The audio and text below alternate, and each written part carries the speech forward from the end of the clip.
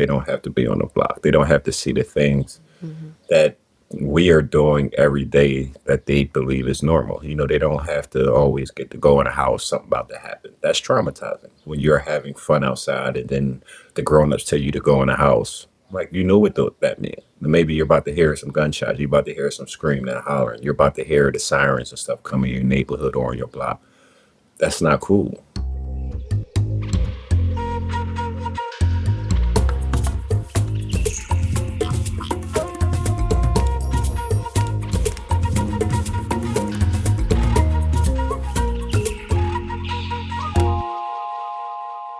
Somewhere in our social conditioning, in the social contract of our minds, is the small print that kind of convinces us that our lives are completely separate, uncoupled from the political and economic and civic decisions taking place somewhere in the rarefied air of the corridors of power.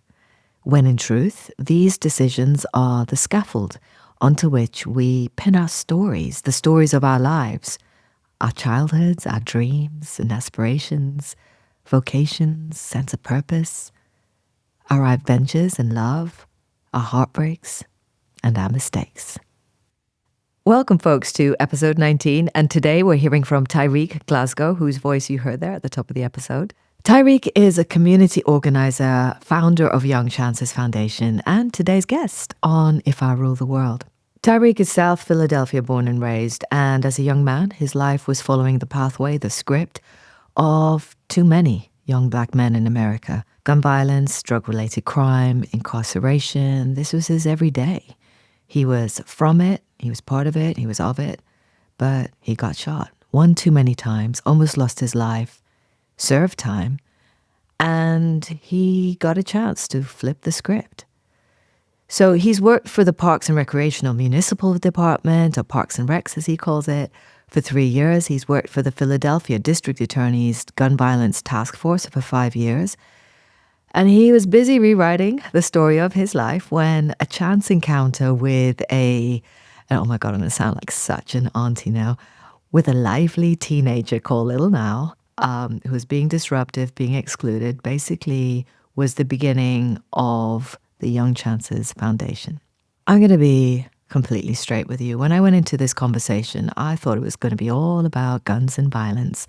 And if you listen carefully, you'll hear the sharp handbrake turn quite early on in the interview where I realized this story was completely different. And Tyrique really patiently steered the conversation to describing all the things he sees in his community. He talked about hunger, lack of access to quality nutrition, generational trauma, and air quality. Because I didn't know this, but it turns out that Philadelphia is home to one of the first oil refineries in America. It was built in the 1800s and has been flaring and leaching toxic and carcinogenic gases and chemicals for 150 years. The impact of the pollution stretches across 3 to 4 generations. And in the last decade, that refinery was processing up to 335,000 barrels of crude oil a day until it shut down following a catastrophic explosion in 2019 that sent out a plume of highly toxic hydrofluoric acid over the area. So yes, there's guns and violence, but you'll hear Tyrique patiently step me through these sort of tripwires that set his community up for failure. I can't imagine how frustrating it must be to have to constantly say to folks, yes, guns are a problem, but please look at this too. So I did. And out of respect to Tyrique and the community, I feel a little more context is necessary before we jump into the conversation. So I'm going to do my best to glance across the surface like a skimming stone of Philly history. So before there was Philadelphia, there was the Lenape, meaning the true people, living in what the first Quaker colonizers described as vast and beautiful lands filled with rolling hills and wetlands and forests of oak and green pine and chestnut and walnut, and corn grew in fields, while livestock grazed on meadowlands of moss and grass and herbs and wild berries and mushrooms. And in 1682, William Penn of Pennsylvania planned the utopian city of goodwill and brotherly love, except for the Lenape, I guess, called Philadelphia. And that land was given to him as repayment of a £16,000 debt that King Charles II owed William Penn's daddy. Roll on a few centuries forward to the Second World War, and industry comes to town.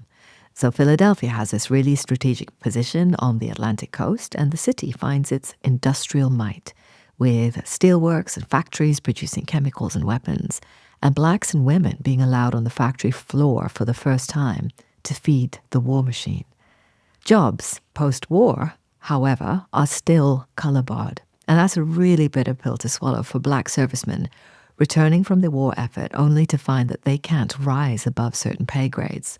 And this, combined with deed restrictions and a practice called redlining, which you'll hear Tyrique mention, which is where banks and insurance companies effectively restrict African Americans to being able to own properties only in certain areas of the city. So presenting barriers to social mobility and intergenerational wealth. Oh my God, this is a lot. I know, but I really feel like it's important. So let's keep going. By the 60s and 70s, working class communities, both white and black, are moved out of neighborhoods. And in the wake of these urban renewal projects, they take with them the sense that they're not part of the plan, that nobody really cares. Stark inequality, resistance, and police brutality all come to a head by the mid-1980s when a standoff between the city police and an organization move, a commune of black liberation green anarchists, occurs. 500 police officers, 10,000 rounds of ammunition, and a helicopter that drops C4 explosives effectively levels 60 homes in the Osage Avenue, killing 11 people, including 5 children. This was 1985, and Tyrique would have been 1 year old. He might have even heard the explosion. Like I said, history, politics, and economics is the scaffold of the story of our lives. And I really hope I've set the stage because it's time to hand over to Tyrique Glasgow.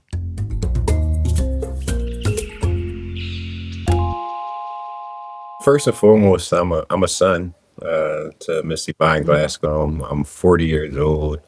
Birthday in July. I'm a father, brother. Just a good guy. I try to be. I was born and raised in South Philadelphia. My grandma and mother raised me in 110. My foundation is around faith. We grew up in a church. But as life grow on your journey, become different. But I still understand my foundation and where I come from.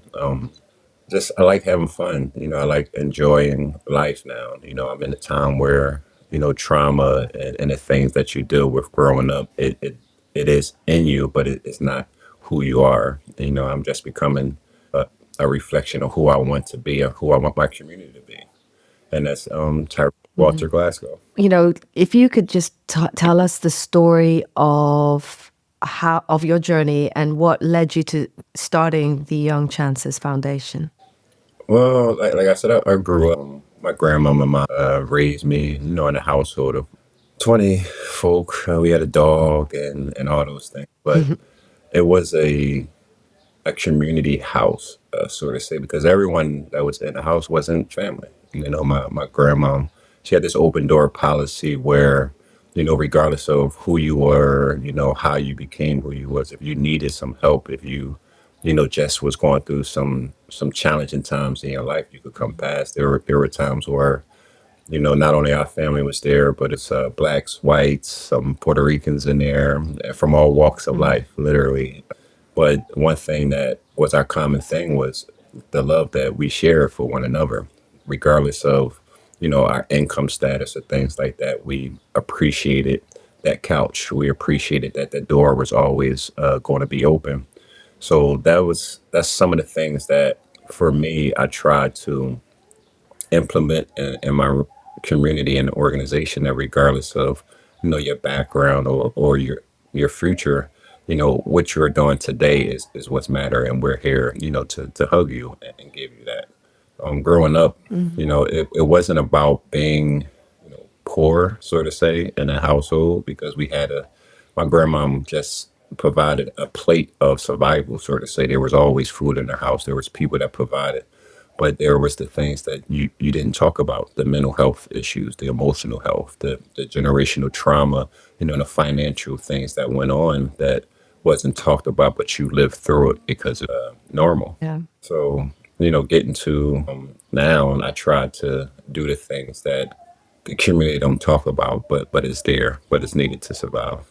Can you talk our listeners through the sort of those early days before Young Chances Foundation had really been conceived, like in your mind? What was going on for you then? So at the time, I was in the normal environment of poverty, just being a part of the issues, where selling drugs or being a victim of gun violence, either not shooting or being shot, having a single household, not having financial literacy. But those things Mm. were the underlying issues that we as a community, especially as Black men, take as normal.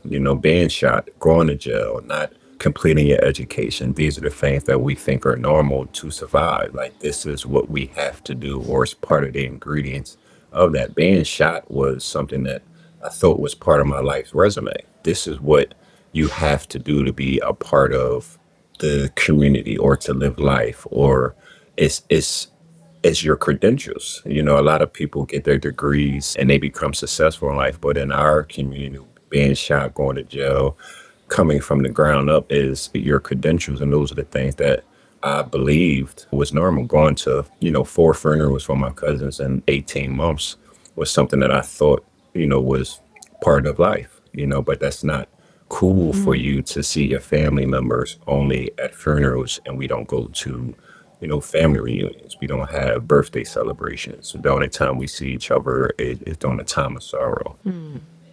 So you talked about generational trauma and that being part of this kind of makeup that nobody talked about. So, in your mind, how would you explain how that manifests? What is it? I think it's the systematic racism that has been put in place for years. Sometimes when you grow up in communities where there's no access to quality food, there's no access to long-term education, there's redlining there, where you're not going to get quality housing or financial support. In your life, like, there is no quality of life, and you believe that living in poverty is your thing, and to change that is to be a living example of that, is to go into those Mm. places that have opportunities for your community to thrive and bring them back to them. Do you? I mean, do you want to talk about like your own experience of being shot and what that how that changed you? Yeah, it's being shot was, I got shot 3 separate times, and for me, it was part of the life that you live. There is no real conflict resolution in the streets. There is no, mediation or probational period where there is no ceasefires, so to say. There is no one that goes into the ground and can financially appease opponents. That's not the way that it is. Being shot is part of how you not only keep your name, but bring more credibility to your lifestyle, to your neighborhood, to your community. And for me, I had to not only protect myself, but provide that structure for my team, for the people that was around me, that they will be able to provide food for their family, that they wouldn't, be in jeopardy of losing their lives, just being, on a corner or in the neighborhood with us. There's that sense that we are on the outside looking in at the States going, what is going on here with the gun violence, the gun laws? How do you paint a picture? Because do you feel like the whole situation is misunderstood? Do you think people get it? I think that I use the term organized chaos. The system has organized this system, these images that only allows you to see the chaos, but it's already systematically put in place for that. Just when you can talk about a community of people who, let's just take our city and the neighborhood that I live in. Philadelphia is number Mm. eighth in the country in controlling asthma. That is something that Right. asthma is something that is goes to conflict resolution. It helps with your breathing, emotion, and mental health. Just having a refinery around your neighborhood goes into the quality of life of individuals for generations. That goes with cancer. That goes with these things that have long term life changing elements. And for me as a leader, it's letting them know that gun violence is a opponent of that. However, these are some of the ingredients that have played a role into why you're not thinking the way that why you're not eating the way that you're. There are environmental challenges that affect our day to day lives. That it's not always the people that are in it; it's the systems that created those things. So that they are seeing the the results of the things that America has provided. So hang on. So what I'm hearing, and correct me if I'm wrong, is do you think like the focus in terms of like all the chattering classes, as we call it here, like all the kind of policymakers, do you think they're kind of like, well, the problem there is gun violence and therefore ignoring everything else that everyone else is actually experiencing? Is that what you're saying? Yes, like you have people like in our community who the number one important meal of the day is breakfast. Who has Hmm. access to breakfast? So when you talk about just having access to breakfast, that helps with getting kids to school, which will offset truancy, will help with standardized testing, that will help with just communicating not only with their peers, but with their teachers and authority members where they're not being combative or aggressive, so to say, because they're hungry. These are the elements where it's like, well, you have low turnout for school, but yet you have a higher turnout with kids that don't have access to an apple, to bananas, to grapes, to make sure that their brain is functioning at a level that is adequate for them to read at a proper level, for them to actually partake in recreational activities where they can breathe well, where they can actually, access the quality of life that people want everyone to have the liberty to have in their lives. Gosh, when you said that, so they can eat and they're not hungry, it's such a basic need.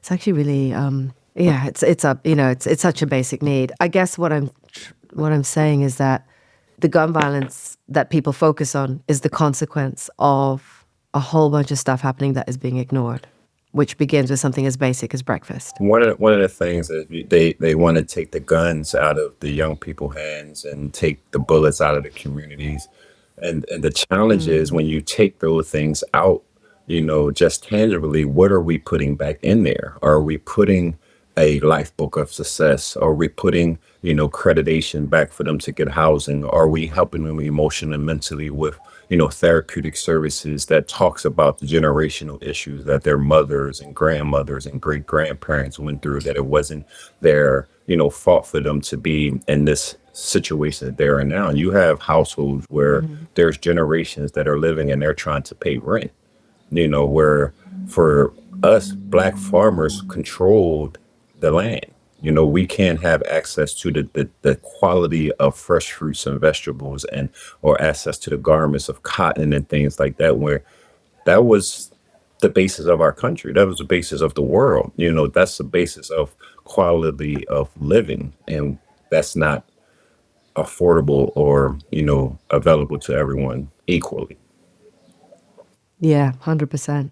So you got shot 3 times on 3 separate occasions, I should say, and incarcerated. You're then out, and you talked about like almost falling into the role of being a coach for like high school kids. Talk about that. Well, it's so in our neighborhood we're we are a family, and in every family you have the cousins and the aunts and uncles that don't deal, but you always got those little ones that everyone deal with. And there was this little bro, little Nah, and he was like our community bro because he will run around the neighborhood and just have fun, enjoy life. But he went to the Mm. rec center, and the kids at the rec center, our kids were a little disruptive. Sometimes they would take the balls and run, or probably have water fights inside the building. Things like that, where it's not, sort of say safe or healthy for you to be Yeah. doing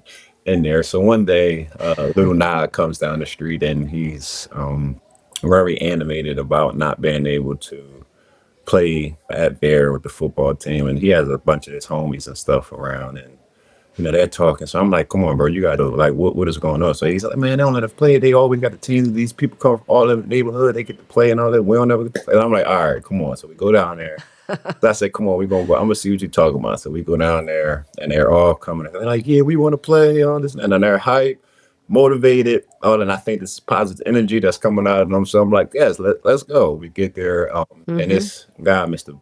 Bill, I love Mr. Bill. To this day, he still works for our organization, Parks and Rec, and he basically was honest. He was like, Tyrique, no. Like they come, they take the ball, they run, and he knew all the kids, and he wasn't saying it in a malicious way, but he was like, for me to have the other kids, benefit from him, there is always they take. We never can get through a game. They're throwing us, but if you want to, you can do it. So I turn around, I try to look at them. They're all going, all the kids, little now, all of them. So I knew that what Bill was saying. They left you on your own there.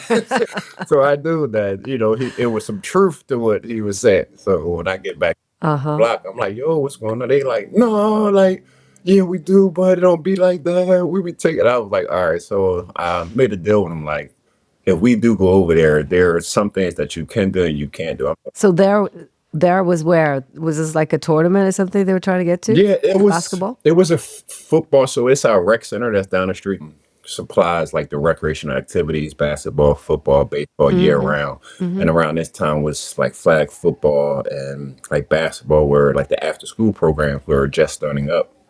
But one of the challenges, in our community we were talked about is the application process. A lot of times, one of the barriers to provide those safe places and wellness for your community is a deterrent, like filling out an 8-page application or the fee for your child to be in there. If you got a child, let's say you have 4 children and the application is 8 pages long, you have to do that 4 times, 8 pages, and that's just the application. What if the fee is I feel a that hundred pain. Yeah. hours? Now not only are you paying $400, that is your bills. You have your, but how do you tell your Mm-hmm. child no? So a lot of children don't even take it there, don't even because they don't want their mom or their grandmom or knowing that they can do it. So they don't do the applications. They don't fill them out. So there's open spaces for our kids, but some of them things, and that's just a small part. Not saying that always Wow. the contributing factor, but that plays a major role in the success and the participation of recreational activities in our community. That's an invisible barrier right there, you know? Like parents who are like probably got, two, three jobs at capacity cannot cope with that paperwork. I mean, honestly, I feel that, and I'm supposed to have my shit together, I've got a podcast and everything, but I really stress out about that. So I can relate. I can definitely relate. So this is what you're seeing. You're saying it, and then you have to go into the literacy component of not only the children but the guardians and the parents who may not Mm, comprehend or understand the application. What is a waiver of liability? What is the insurance? What is emergency? They're like, oh, what is it? They can take yeah. pictures of my kids and put it. No, sometimes it's a media release because your kids be on TV.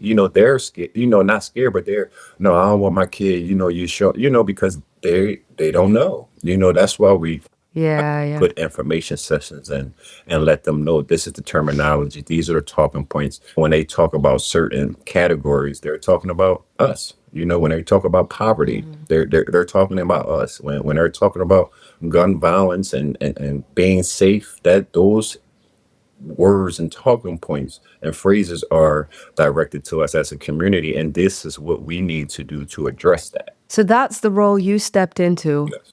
kind of accidentally. Yes. Kids had all left you behind, out in the cold, and you say yes to that. You're the one now who takes on the role of filling out those forms. Talk me through the next step. Yeah, so the next day, I was talking to a couple of people in the neighborhood, and I just was like trying to figure out what I can do for them because a lot of the kids in the neighborhood, like you give money, food, and we're just walking around. Let me get a couple out, let me get something to eat, water, ice, breakfast, those things is cool. But for me, I was like, what in my head, if they want this, they don't have to be on the corner. They don't have to be on the block. They don't have to see the things.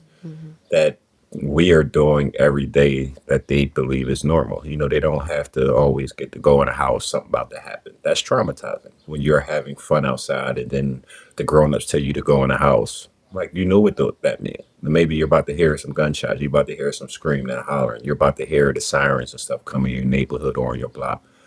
That's not cool. So I was like, okay. So I really started like looking in the mirror, like, why would a little Nah come to me? Why would the neighborhood see me in this way? And I started to see like if they follow me in a negative way, let me see. Let me just roll the dice and see if they'll follow me in this way. And like, In a well, in positive a way. positive way. And I what came up was my grandma's last name is Chance. It's Roberta Chance. And I was like, if they had a young chance to just have a foundation the way that I had, like maybe that'd be cool. So, that's came Young Chances Foundation. And, I went back the next day and I was talking to Bill and I was like, I got a deal with you. I was like, how about I just do team, we'll come, I bring them and we go from there. And he was like, all right, but you gonna have to coach them. You got to whistle. So I'm thinking like get somebody to do it. And he was like, nah, this is your squad. You go from there. And This literally, is you. yeah, I didn't like know what I was doing. Like I didn't like what was happening. So I just was like telling kids, meet me at the park at 4 o'clock. We're going to practice because I had to fill out a permit, like for us to have the field by ourselves. Like I had to like show, like start getting my paperwork ever, like it query, like Bill basically came to mentor on the ground for me to make sure that not only was I covered, but the kids covered. Like, hey, this is what you're going to have to do from 4 to 6. This is you. You can't run it by yourself. Who's going to be the person to do the sign-in sheets and all those things? So I started to see like that. Like a lot of kids don't know their address. A lot of kids don't know. They like, yeah, I live on Taney. I live on Belly, and it's like, what's your address? The Blue House, bro. Their phone numbers that they had to look at the phone and dial it that way. Wow. Yeah. Yeah. Like I'm like, Yeah. wow. I'm like, okay, cool. So the way that y'all survive is y'all learned this. Y'all didn't nobody teach y'all this. Like they literally are picking up things and they're learning to cross the street by themselves, coming from Mars back to the little block, saying like they're not even going to the corner. They're comfortable enough to walk in between cars and get home. I'm like, this is gonna be it became more than just a flag football team. So you start to see the lack of structure, I guess, That's in their the lives. organized chaos. You start to see the lack of support. Yeah, organized chaos. So you've started Young Chances Foundation. You're on the way now. Like, what are the opportunities? How have you been able to create structure and maybe bring some sort of, I don't know, what's the opposite of organized chaos? So and this is why like I really believe that like God just put me in a place to do this journey. Like I really walk by faith, not by sight, because like I have no degrees. I've not did not complete college, any of those things, but I worked for Parks and Rec for 3 years. Then I worked for the Philadelphia District Attorney's Gun Violence Task Force for 5 years, and that gave me the opportunity to not only see but be next to the people who have the influence to change, but also see their hearts, and see that they are closest to the problem also, but want to do change. And it takes me back to like the system has successfully like implemented the dog chasing its tail when it comes to providing a quality of life for black and brown communities. Oh yes, we're going to help them with housing, but yet we're not going to talk about the financial structure. Oh yes, we're going to talk about mental and emotional health, but yet we're not going to give stop the school to prison pipeline. Those are the things where I started to see where it's like, oh, this is just a revolving door. How do I stop the revolving door? How do I say, hey, you don't have to go back through there. You don't have to get shot. You don't have to continuously go through, jail, probation. You don't have to continue to go through domestic abuse and violence, not only in your life, but your close friends and family lives. How does this work? Do you go like neighborhood to neighborhood, block to block? I look at it as like when I talk about the community triage approach, like as I now talk to like academics and researchers and the people who put data out. When you walk into a doctor's office, When they pull out your chart, they don't pull out a chart with 100 people on there. They pull out a chart that's specifically for you. And on that chart, it talks about when you were born, your blood type, how much you weighed, your ebbs and flows, all of the things that are specifically pertain to you. And the doctor comes up with an assessment that said, hey, because of these past things and where you're at now, I believe that the best treatment for you in this situation is this. The problem is communities, agencies, elected officials go into communities and they pull out a sheet and they use that for everyone. And they say, you have this issue, and we're going to give everybody the medicine to take care of them. What I do is I say, you may not have the financial issues that the next door neighbor has. You may just have the therapeutic issue where it's I just need to talk to my family. I'm tired of just taking them out. I'm tired of just buying their love. We need to get past this. The next door may say, we talk all the time, but we never can get out of here. We always talk about hope. We always talk about doing some things, but I can't get my kids to the carnival. I can't get my kids past. The next door may be, I don't want to leave because everything I got is inside of here. We're missing that communication. And that's where it has separated our organization because when people sign in and they ask for specific things, majority of the time they put a check on the side. I go to those checks. What do you need? Miss Renee said, I need food delivery. She's in 314 building 2. She don't need no money. She said, I need something to eat. We're going to make sure Miss Renee got that. Miss Renee probably got like 4 grandkids.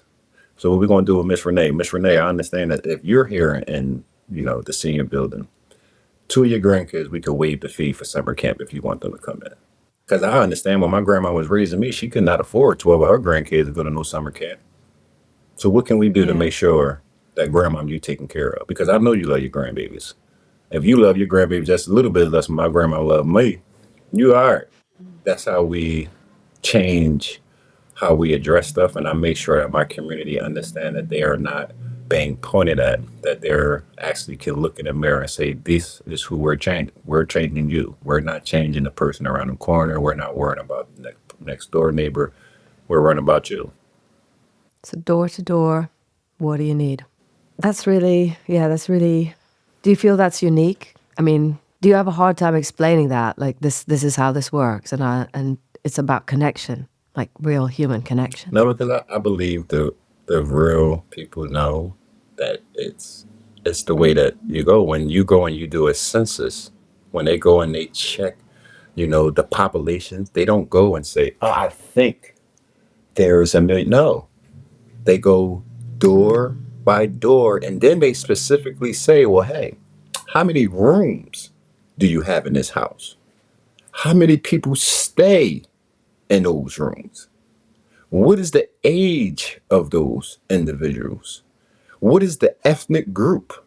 And they figure out so they could come up with a real a close to, and then they pick the little small. This is a percentage of 0.5 error census. Okay, why not do that for young black men 16 to 24 most likely to shoot or be shot? Why not do that for a community that's a city that's number 8 in controlling asthma that don't have access to health care? How about doing that for individuals in the community that don't have breakfast?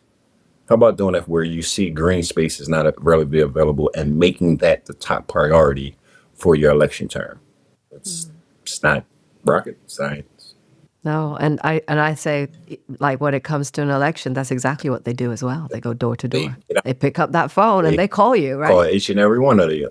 So you talked about green spaces just then, and it made me think like the summer camps. Where do you take the kids with the foundation? So we actually have a garden that we named after Tynera Bourne was a 3-year-old who was murdered in her hair braided. We use that as just as a communication tool also as planning and letting the kids and community know that regardless of what you do as you plant stuff, it's not going to happen overnight. You're going to have to fertilize, you have to put water in it, you're going to have to do the things that you're not used to doing, but you're going to see growth. And sometimes it's not always going to be during the daytime. Majority of the growth is going to be at night. It's going to be when you're going through your challenges, when you're going through your things, and the kids see that. They come back, oh, the wind knocked it off. No, how about the wind move some of the debris out the way and put some more water down? And the kids are allowed to see those things. So, wow, because I was imagining summer camp would be some distant place. This garden is in your community. Yes, right in the corner of our community engagement center So they get to see that every day, just through the summer or every every day? day. Door to door, every day. What do you need? I'm getting a picture here. This year we're going to Niagara Falls, where it's basically two sides, the American side and Canada side.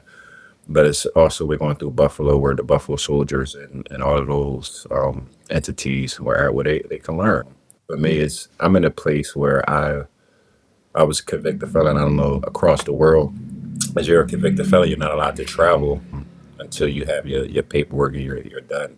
So I actually received my passport 2 years ago, and I've been traveling. So that's another, just personally has been an achievement for me. But knowing that I have access to individuals and services that I can navigate, but I also see, the individuals who don't. I've talked to people who have been home 10, 20 years and don't have a driver's license. And for me, that's part of another challenge. And I'm like, all right, let's go. So even this year, our organization where all of our kids are getting their passports. Like so for not Wow. getting them in behind the ball. Last year we opened up 20 accounts for kids to get their own bank accounts. With Citizens Bank. I try to get them ahead of the ball so it's not them saying or being in a position of I don't have. It's how do we move this forward? Okay, you got your ID, you got a bank account, you got a passport. So if they ever turn on the TV and say, "Hey, that free travel program kicked in, you ready to hop on the first plane moving?" Let's. I just want my community at the table, man, off the menu of poverty, Yeah. and just being the victims of the systematic issues that go on. So, what are the tools of your trade then in Young Chances Foundation? How do you actually do that? So I vet, vouch, and verify. I vet out the issues that I know that is there. Like when, our three tenets as public safety, public health, and community engagement. And I use those things because I understand that just even not only in America, but across the world, there's is data driven, there's academics, it's about research and applying and implementing those things. So I use public safety and public health, you know, issues that our community does not talk about every day. They don't talk about clean air. They don't talk about, the water supply, but the people who have power do. And we live in a community where we're number eighth in the whole country in air quality. Let's talk about getting our community some asthma pumps. Let's talk about getting them some free health care for the individuals who are most likely to be impacted by the challenges of public health. When you talk about public safety, there's law enforcement. That's the number one funded agency in our city. Why not partner with them? Why not talk about the things that can help prevent stop and frisk, that can help prevent, gun and cop related shootings? Let's talk about recruitments. Let's talk about junior cop programs, community outreach programs, where it's not just the law enforcement side, but the education, the social service side that, it can provide. But also having that hard conversation that policing was created as slave catchers, that it was not created to protect the black and brown community. It was actually created to bring black and brown people back to their owners. It was to control them. But if we're living in a society where we want to move forward, we have to talk about yesterday, today, to dress and provide a better tomorrow. So, I mean, there's clarity there, and I love the fact that, what you're saying is actually the issues are like the gun violence, the things that get the headlines are the consequence of other, of some really fundamental and by some people would say actually basic human rights. Clean air, clean water, just basic stuff like that, right? Just that's the basic things that God and nature has given us. Some fresh fruits and vegetables to be able to wake up and get some water and chill and not worry. This is one of the things I've been saying. And again, I think I use my kids. I've got my son's almost 18, my daughter's almost 16, so they're, barely stick around to listen to me anymore. But I use them as like my testing ground. And I was saying this to my kids the other day because I don't know, the cost of living crisis and all that stuff. And I keep thinking, like, are you telling me that basically all the things that we need to stay alive are actually freely available on this planet?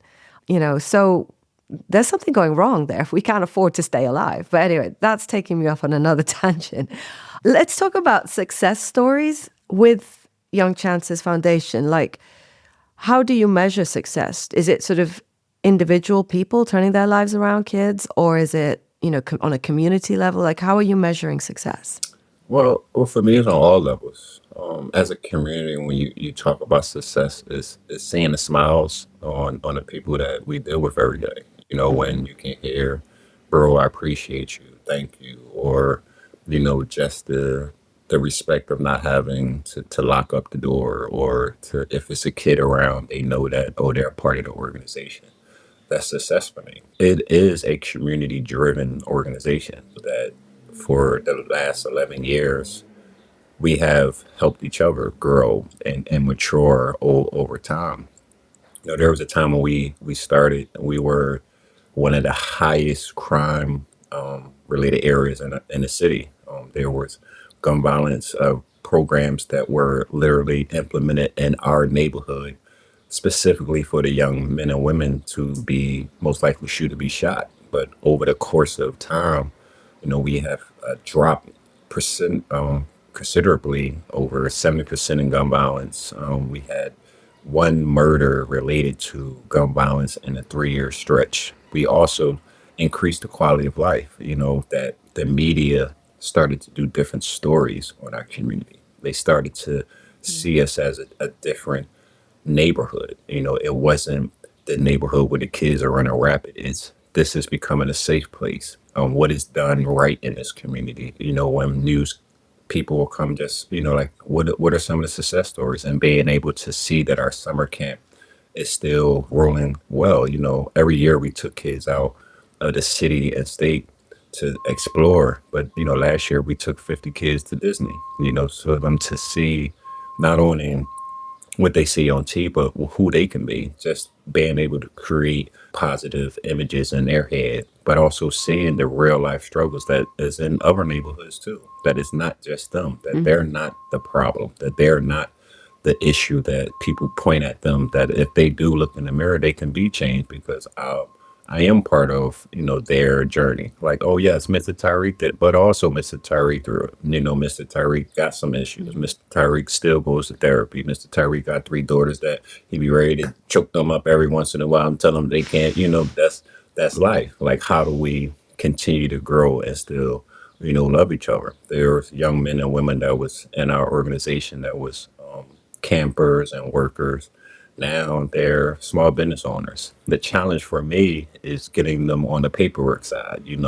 So yes, you're not in the mix. You're not doing those things, but let's work on them EINs now. Let's work on getting the taxes. Now let's work on you becoming like full business person. And for me, just seeing those step by step journeys that they're taking, by themselves in the midst of what's still going on in the community, in the midst of the violence still happening, the trauma still going around them, the issues that the media and community won't talk about, that they're still working and be trying to become better men and women. It is my success stories in my community. I love it when my guest basically spells out what our sponsors do. Triodos Bank UK is all about money for positive change. So Triodos is an ethical and sustainable bank that exists to serve individuals, businesses, and communities who want to change the world for the better. With almost 40 years of experience in financing positive change, Triodos believes banks should be open and transparent about what they do with your money. So they publish details of every organization they lend to on their website, proudly financing businesses and charities working in environment and culture and in social change and social justice. For all these reasons, it is a joy to tell you about Triodos, the exclusive sponsors of If I Rule the World. So I call this If I Rule the World, Yes. and you get to rule the world now. So I was just interested in trying to maybe unpack your vision, I guess, through a series of questions around this idea that you're in charge. You know, it's your first day in office. You've been voted in as leader of the world. And the first thing is you get to ban or outlaw something. What would that be? Well, probably I would ban guns because I don't. There that it will allow plates to be filled with other things like communication, like understanding. Guns is the legacy of someone who didn't even want it. And I'll share a story about Mr. Noble. Mr. Noble passed away, but he had a twin brother. But inside of the obituary or the way that the newspaper put it out, they put that he was the architect of death, and he created, the author of war and all of those things that just made him cringe inside. But for him, he looked at it and it wasn't him, and it was his twin brother. So what Mr. Noble did was he took all his money from when he actually did create dynamite that created gunpowder, that created, the massacres and how, guns were created. He took his money, he went to the United States and all the politicians around it and created the Nobel Peace Prize. And what he did was he said that all of the things that people have done to make the world better, I want to highlight them. I don't want them to know about what I created, how many deaths have been out there, what I have done to enhance war and to take away, because that took away love. And you know what Alfred Nobel did? He changed his legacy. He changed how people see him. The Nobel Peace Prize is one of the most coveted awards that people could get across the world. But what if you knew that the person who created it had no intention of peace?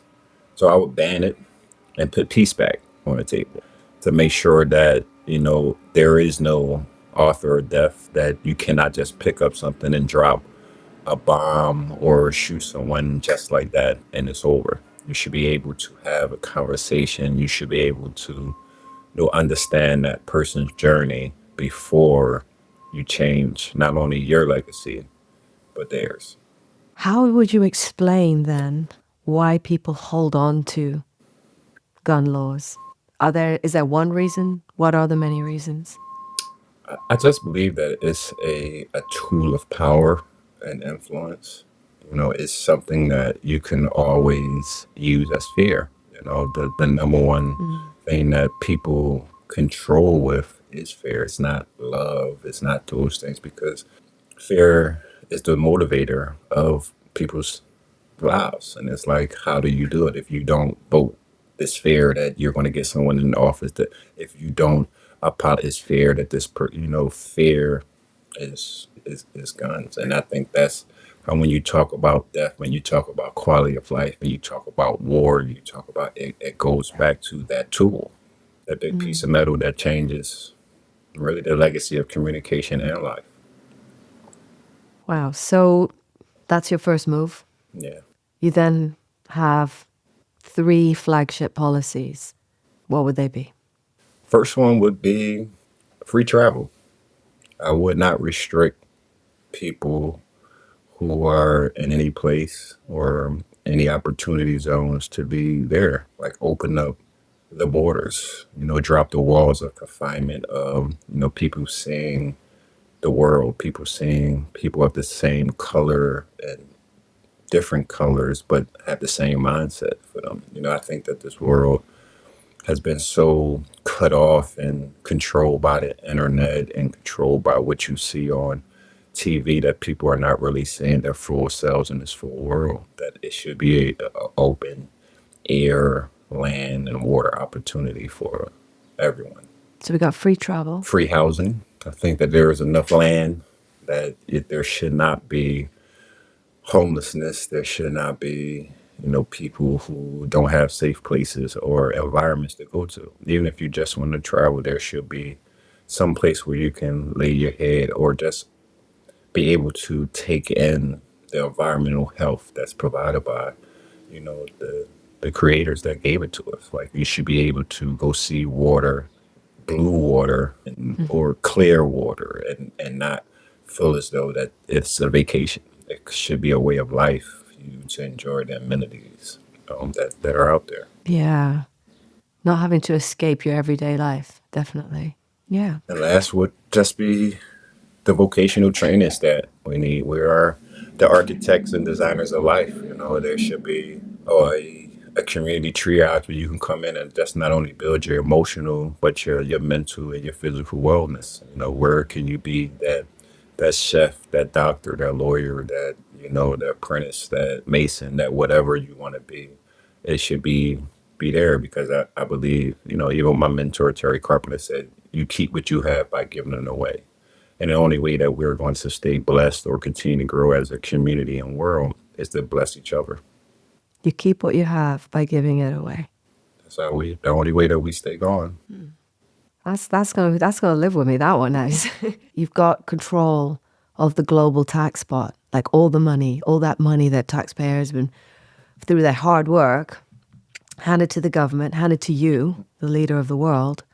How do you handle that responsibility? How do you spend that money? Well, I make a universal free card. It's the opportunities for resources for employment and education. That on that card is not based off of monetary value, it's based off of your life worth. What do you want to do to increase your educational and employment status or wellness? You should be able to go anywhere and show that card that you are looking for help, that you are looking for resources, that you're looking to travel and go to a safe place. You're looking to take your family to a place where you're needed. They can be travel ambassadors, community health ambassadors, and things like that across the world that make sure that you are put in a place where your next day is better than your yesterday. The universal free card. I almost don't want to ask you the last question.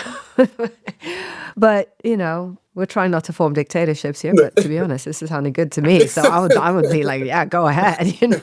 But yeah, let's say you've had enough. You've done your thing, you've set it all up, it's working well, and you want to make sure you hand over the world to a good leader. Who would that be? A kid. It'll be a kid.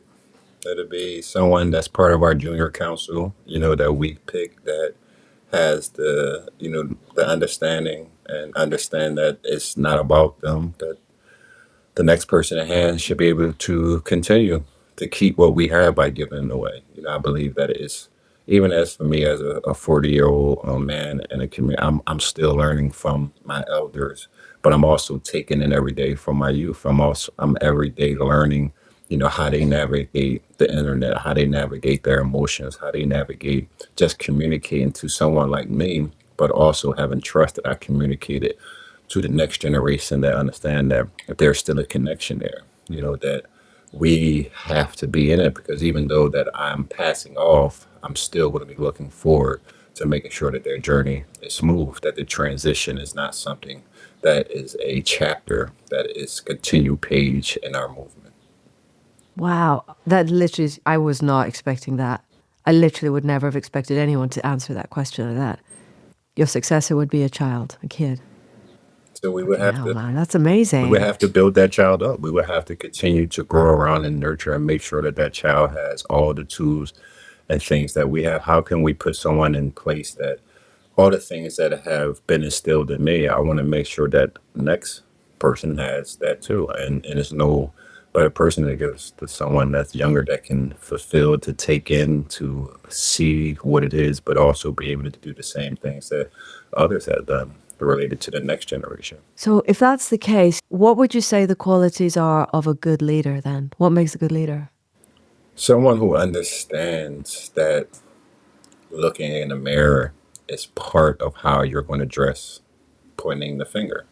Like for me, how I go about All About Me, and that's one of the programs we run for summer camp. All About Me is all about my mental and emotional health. I don't talk about therapy or trauma if I don't address me. So when I talk to the kids, when I talk to them, are you addressing this from something that you have been through and not pointing a finger at a problem? Mm. I'm looking at it as someone who has been abused, have not have access to the quality of life that I thought was normal, but that does not make me a blessed person. It does not make me someone. So do you understand, you know, what tomorrow needs are going to be? Is there a place that you find peaceful, that you get sort of like, yeah, find peace? Sometimes when I'm just reflecting, I know it's like when I'm just sitting back, and sometimes I go into a zone during an event or a meeting, or just sometimes just walking around the community, and I feel like, okay, here there's some movement. There's sometimes the release of just knowing that people see your vision, and is ready to join the mission, and that's sometimes give me my another breath of fresh air to continue to work. Thank you to Trade-offs Bank for making this conversation possible. If you want to find out more about Young Chances Foundation, there are links in the show notes. And of course, thank you to Tyrique. Let me know your takeaways, your thoughts, suggestions for more voices to bring to the table, or at least to this podcast. You can find me on Instagram. I'll be in the comment section. My handle is Jillian's_voice. You can email me on podcast@jillianburkevoice.com. Hit that follow button if you're listening on Spotify or Apple. And I say this every time, but the one thing I really hope you do is share this podcast with one person or as many people as you wish. This was a system change conversation that skimmed history, politics, environment, but there's one word that's coming up for me now that didn't actually come up in the conversation. And that was forgiveness and a second chance. I'm going to guess that Tyrique is a work in progress. Actually, he says as much, and God knows, aren't we all? But something came through in that story that Tyrique chose to tell at the end, the legacy of Alfred Nobel. And even though there's some details that the historians haven't quite agreed on, the essence is still really compelling. The idea that someone whose life's work was all about death and destruction was also the creator of the most famous award to recognize the peacemakers of the world is a metaphor for second chances.